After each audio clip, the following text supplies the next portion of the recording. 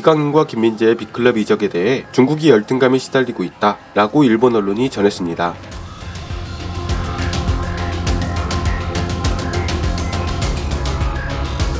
최근 일본 언론이 흥미로운 기사를 게재했습니다. 이강인 선수의 파리 생제르맹 이적이 큰 화제가 되고 있는 가운데 7월 11일 일본의 한 축구 전문 매체가 중국 언론의 기사를 인용하며 한국의 이강인, 김민재 두 스타의 메가클럽 이적에 대해 중국의 축구 관계자들이 열등감에 시달리고 있다 라고 보도를 했네요. 기사 말미에 은근슬쩍 일본 선수들을 띄워주는 내용을 덧붙이기는 했습니다만 일본의 시선으로 바라보는 중국의 반응도 나름 재미가 있네요. 일본 언론이 전한 기사의 내용과 기사에 달린 댓글 반응을 전해드립니다. 먼저 일본 언론의 기사입니다. 불쾌하다. 한국 양대 스타의 메가클럽행에 중국 언론이 괴로운 심정을 토로.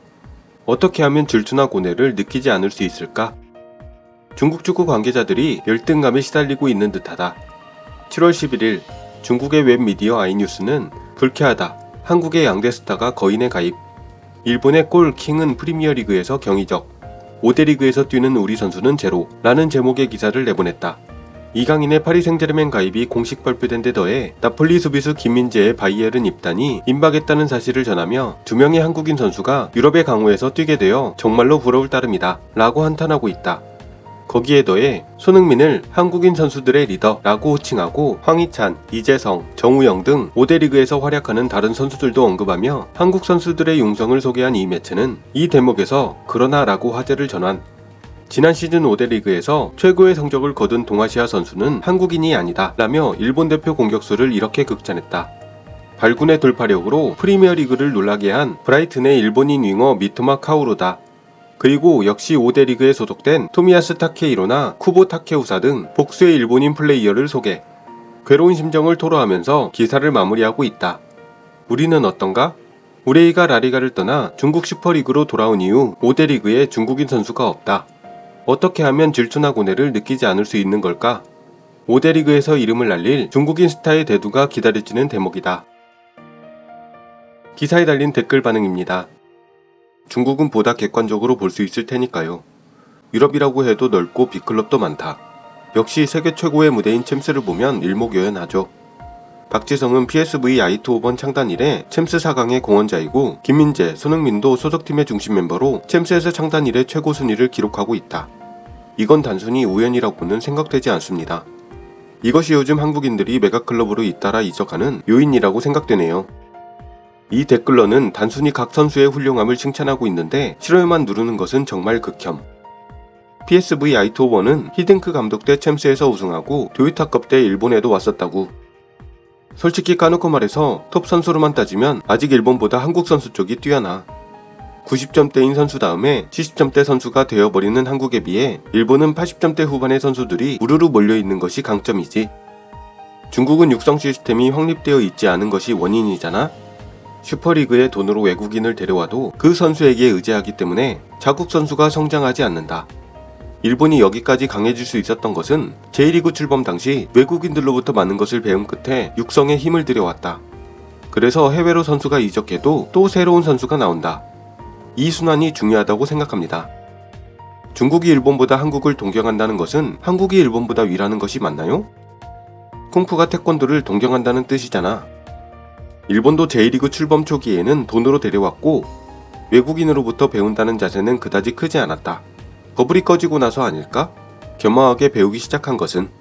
중국도 거품이 가라앉으면 스스로를 다시 되돌아볼 수 있을지 몰라. 클럽에는 육성 조직의 설치를 의무화하고 지역 밀착으로 현지의 유망주를 발굴해서 육성. 이 사이클이 중요. J리그도 여기까지 오는데 30년이 걸렸다. 축구 문화를 뿌리내리려면 오랜 시간이 걸린다.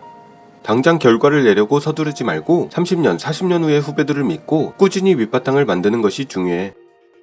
그때는 야구선수 연봉과 비교되어서 그의 질세라 J리그의 선수에게도 동등하게 줘야 한다고 생각했을 뿐.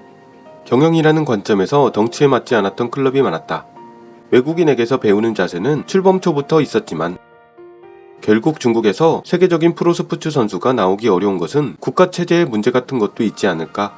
일단 스포츠 엘리트로서 두각을 나타내면 남들보다 나은 생활을 할 수 있다 라는 점 때문에 스포츠 선수를 목표로 하는 사람도 있지만, 그런 것도 어느 쪽인가 하면 국가의 위신을 보여주기 위한 올림픽 종목의 아마추어 스포츠가 더 많은 느낌이고, 세계적인 프로스포츠 선수가 되어 개인이 연봉이나 상금을 수백억씩 번다 라는 이야기는 잘 들리지 않는 것 같아.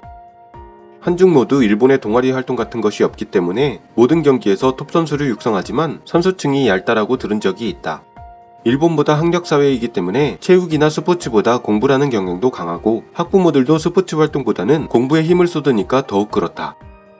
상대방을 까는 것이 아니라 감정을 표출하는 것은 나쁜 일이라고는 생각되지 않네요. 해외 리그에 가는 선수에게 보조금을 주고 국내보다 해외로 나가게 만드는 시스템을 만들면 중국 선수들의 수준이 높아지지 않을까? 결과가 바로 나오지는 않겠지만 중국에 자금이 있다면 어떻게든 될 것이라고 생각합니다만, 어떨까요? 이것에 관해서는 어쩔 수 없어. 육성부터 꾸준히 쌓아 올라갈 수밖에 없다. 다만 지금까지의 일본 선수들을 봐도 어느 팀에 소속되느냐보다 소속팀에서 어떻게 활약하느냐가 중요하다고 생각하게 되었다. 다음 시즌을 향해 비교적 이적이 적은 일본인 선수가 팀에서의 연계를 숙성시켜서 계속 활약해주기를 바란다. 일본인 선수의 이적을 기대했었는데, 중국도 베이징 올림픽 전에는 브라질의 젊은 세대를 보내면서 꾸준히 키우려고 했지만 오래가지 못했었지. 역시 중국은 스포츠에 있어서 한국보다 정상적이지. 일본도 약했던 시절이 있었으니까 이 기사에 공감할 수 있는 사람도 많지 않을까.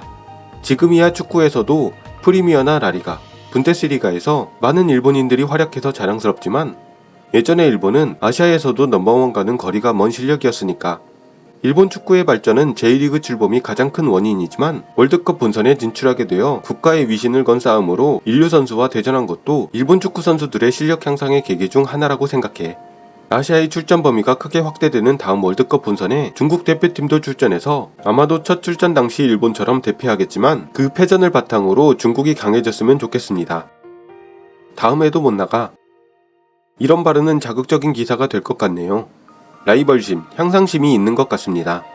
어떤 나라는 땡땡 축구를 하거나 심판에게 불만을 제기하는 등 주변을 깎아내리는 행위밖에 하지 않아. 향상심이 없다. 당장은 어렵지만 육성 방법부터 재검토해서 강해질 것이라고 느낍니다. 30년 전에 일본이 2050년 월드컵에서 우승을 목표로 한다고 말하자 허벅절도했던 것을 먼저 맹렬하게 반성해야 하겠지?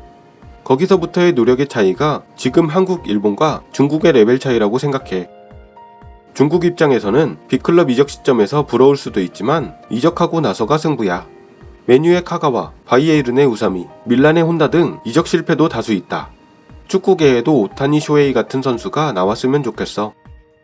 한국인이 메가클럽에 갔다고 해서 비관할 건 아무것도 없는데, 간 곳에서 경기 출전이 확약된 것도 아니고, 팀에 맞으면 이적 성공이라고 할 수 있지만 그렇지 않은 경우 기회 박탈이나 임대 이적도 있을 수 있다. 뭔가를 판단하려면 내년 이맘때나 해야겠지. 일본인들도 질투하고 있다고. 토트넘, 바이에른에 이어 파리 생제르맹이라니 부럽기 짝이 없습니다. 일본인으로 빅클럽에 있던 것은 모두 벤치였지만 밀란의 혼다나 맨유의 카가와뿐, 게다가 스폰서 덕이었고, 실력으로 이적한 한국인은 훌륭하다. 낚싯바늘 보인다고. 낚싯바늘이고 뭐고 팩트밖에 없어서 웃기다. 파리 생제르맹도 주력이 빠졌으니 다음 시즌은 어떨까? 하지만 아무리 메가클럽으로 이적해도 단지 그 클럽에 소속되어 있는 것만으로는 의미가 없다. 역시 주전으로 경기에 나가서 결과를 내야 진정한 의미로 성공했다 라고 할 수 있지 않을까? 언제까지 네임밸류에 집착할 겁니까? 부럽지 않다고 하면 거짓이겠지만 이제 소속 클럽의 네임밸류에 집착하는 시기는 지났지 않나. 토트넘? 그냥 중견 클럽이죠. 아시아의 빅3가 모두 한국인 선수라는 것이 현재의 판도를 여실히 보여주고 있죠. 한국은 A대표가 일본에 0대3으로 2연패하고 있어요. 뭐 기분은 알겠어. 일본도 옛날에는 한국보다 훨씬 약했으니까. 지금은 대등 이상이 됐지만 일본 축협이 여러가지로 꾸준한 노력을 해줬고, 어떤 경기 어떤 장르든 노력하지 않으면 나아지지 않는데 중국은 물량승부 버릇이 몸에 배어서 축구처럼 11대11 대등한 조건이면 그다지 강해질 수 없을 듯. 우리 중국은 일본의 10배다. 축구 경기는 11명 대 110명이 해야 한다 라고 말할 것 같아서 무서워. 중국은 질투할 권리조차 없잖아. 같은 급이 아니니까. 왼쪽이나 오른쪽이나 한국이 중국보다 정상적이라는 반응을 보니 역시 끼리끼리 노는구나 라는 생각이 드네요. 한편 이강인 선수는 파리 생제르맹 이적 후 첫 훈련을 가볍게 소화했습니다. 파리 생제르맹 구단은 홈페이지를 통해 엔리케 감독 체제의 첫 훈련을 영상과 사진으로 공개하면서 10일 공식적으로 파리 생제르맹 선수가 된 한국의 공격형 미드필더는 파리 생제르맹의 캠퍼스를 직접 살펴보고 새로운 동료들과 만났다 라며 이강인 선수를 집중적으로 소개했습니다. 주로 스페인어를 사용하는 선수들과 잘 소통하는 모습을 보여주었죠. 특히 발렌시아 유스 때부터 함께했던 카를로스 솔레로와 붙어있는 모습이 눈에 띄었습니다. 8월에 개막할 시즌이 더욱 기대가 되네요. 오늘 영상은 여기까지입니다. 시청해주셔서 대단히 감사합니다.